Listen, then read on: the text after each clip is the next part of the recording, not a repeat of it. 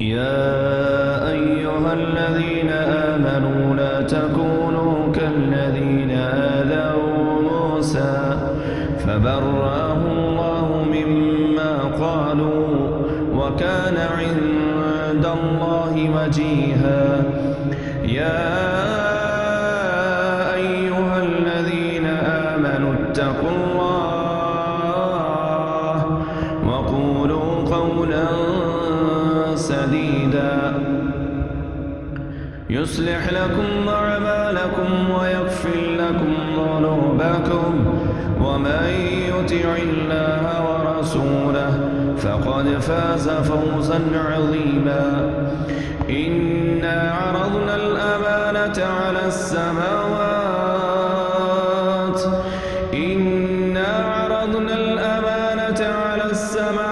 والأرض والجبال فأبين أن يحملنها وأشفقن منها وحملها الإنسان